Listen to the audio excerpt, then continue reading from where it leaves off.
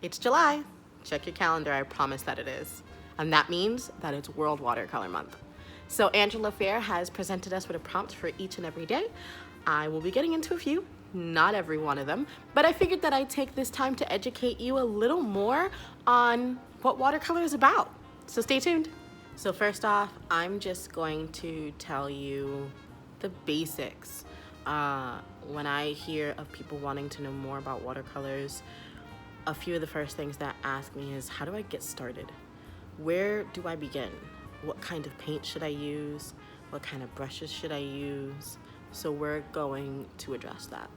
All right, so first we are going to address what I consider to be the most important supply when it comes to watercolor painting. And you may be surprised to find out that that is not the paint. It is the paper. So firstly, right here, I just wanted to show you what is not watercolor paper. It says here mixed media. It says down here that you can use it for acrylic, watercolor, pen, pencil, etc. This is not, I repeat, not for watercolor. I do use this for some of my doodles. Sometimes I will put a little watercolor in there, but this is just my sketchbook. This is just for concepts, ideas. I will go in here with pencil, pen, marker, maybe watercolor pencils, but this is a really good sketchbook, not a watercolor sketchbook. This one I did add, this is one of my favorite sketches, I think probably my favorite page in my sketchbook. This one I did use watercolors very lightly, very little water, and the page did buckle, and I'm pretty sure wet the underside as well, okay? Now after the Canson mixed media, we're going to have Canson XL watercolor paper. So this is a pad that I have from them. I'm pretty sure it has like 35 sheets in it. The first page, which has the cover, has been broken off. This pad has been well loved, and this is essentially, this is gouache here, where I do my gouache practices, where I may do some color swatches, where I may do some stroke exercises, like this page right here. But it's essentially my non-important paper. This is a good paper to get started with if you're not sure if you're going to love the medium. This pad of about 35 sheets of paper cost me about $9, which is rather inexpensive. This is cellulose paper, meaning it is made from wood pulp. It is not cotton. It is considered student grade paper, not professional. Okay, now we're gonna take it up another notch. This is Arteza's watercolor expert paper, and this is 100% cotton. It says it right up at the top. If your pad, paper, whatever, does not say 100% cotton, it is cellulose paper. If you are starting out, if you can afford it, I would urge you, absolutely urge you, to try to find inexpensive watercolor paper, 100% cotton, like this one. It's 14 sheets, and I believe I got it for about $14, so you're paying about $1 a sheet, which is not that bad. And this is not my favorite paper. I actually don't like it that much, but I know a lot of artists that swear by it. For me, I do like to use a lot of water and be a little more flowy, so this paper buckles a lot, and it will, after a few layers of water, pill, where the paper starts to peel up and kind of become like, you know, when toilet paper breaks up, it kind of does that. And that's not what I want in my paper. So I use this as another practice paper, but a little more serious practice. So like, say I need to do a rough draft for a commission, this is the paper I'm gonna use for the rough draft. Okay, and then we are going what I consider another step up with this Paul Rubens watercolor media block. This is 100% cotton. It is 140 press, which is the same thing, 140 pound cold pressed paper. Sorry about that.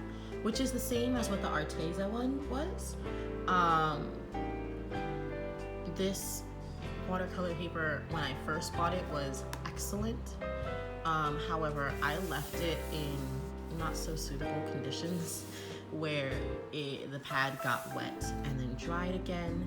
So this paper has been ruined a little bit, but I can still use it for, I guess, another practice paper for fun. This one, let's see how big it is. It is 7.6 inches by 10.6 inches. It is 20 sheets in a watercolor block, which means that it is gummed on its sides to keep it taut so that it doesn't buckle. I'll show you the gumming. It's kind of coming apart because I didn't keep it in good condition, but yes, it's gummed there. And then you just have this little space up here where you put your palette knife and take off the top sheet of paper, and then you'll have a clean piece right underneath, okay? So this was something I was working on just for fun, some magnolias, magnolia blossoms. So yeah, this is Paul Rubens, and I would consider this a step up from the Arteza, especially like a fresh block of paper. This is definitely user error. This was my first 100% cotton paper, and I did not realize that if you don't take care of your paper can expire. And I live in Florida where it's rather humid, and my studio is in my garage, and I left this paper out. You know, it rains, and then my garage is also the laundry room, so the humidity got into the pores of the paper. So now I keep my paper locked away in an airtight bin, and I will not make that mistake again. I'm just glad that I made the mistake on inexpensive paper. This probably cost me about $24 for the 20 sheets of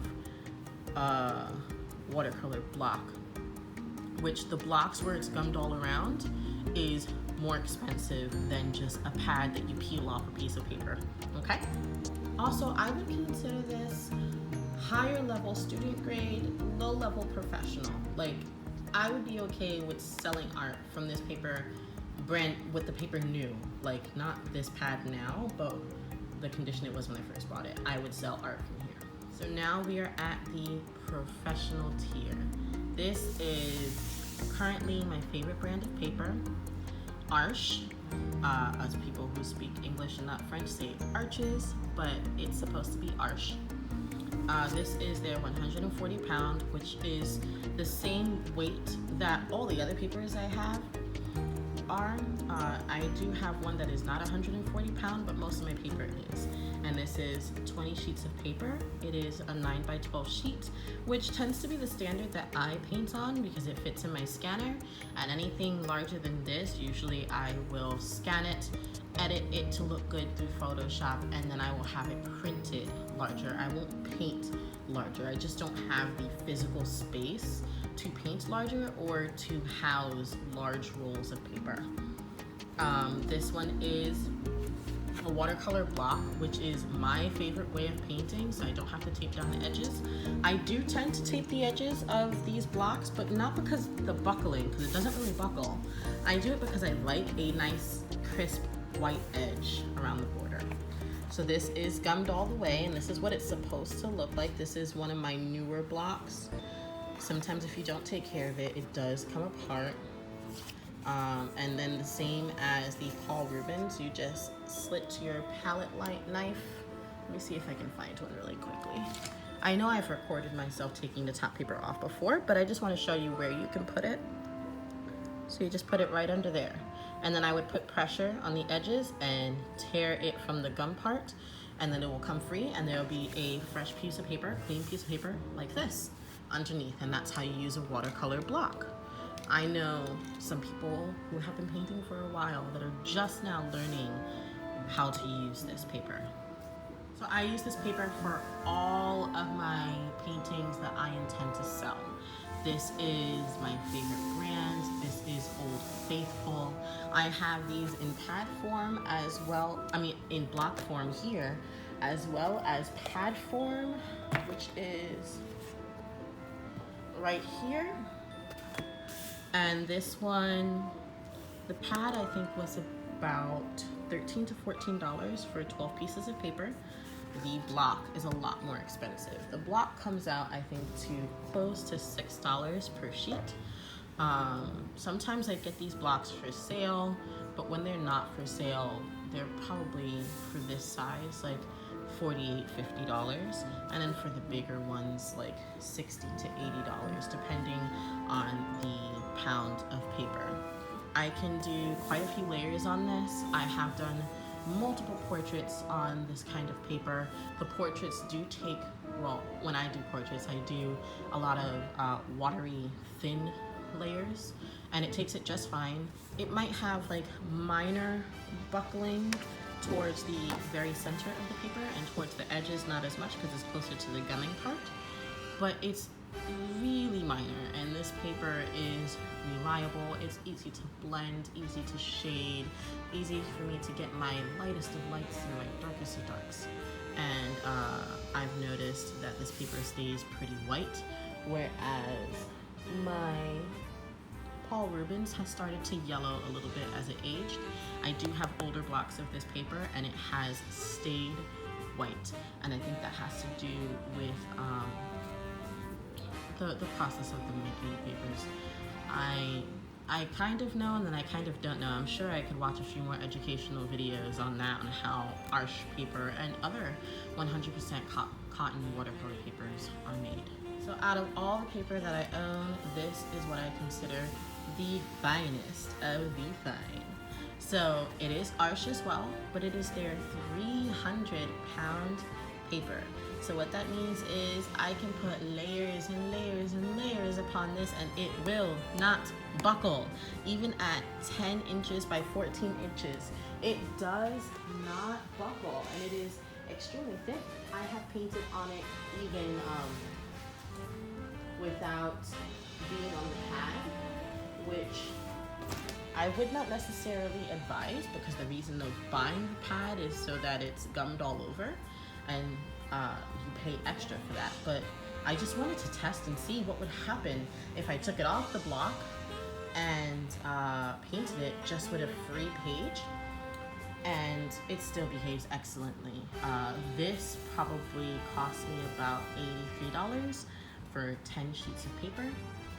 Really expensive. Yes, it hurts my heart. I will let you know that I do get donations. To compare, the last two types of papers that I showed you, both are by Arch, but they are the different weights that they have them in. So these first few are going to be the 140 pound. I do have 140 pounds in multiple sizes. So I'm zoomed up pretty close, but if you could see the edge here, how thick it is, and that it doesn't buckle. This is pretty straight. This is 140 pound cold pressed. This is 140 pound cold pressed. This one I did from a pad. This one I did from a block. So I don't know if you can tell the difference. This one is buckled a little more because it wasn't secured as well as this one was. So if you want to see the whole painting. And this is also 140 pounds, but it is the longer paper. This is 10 by 14 instead of the 9 by 12, and you see the thickness here. So now I'm going to compare this to the 300-pound paper, and I want to show you with a painting that I used similar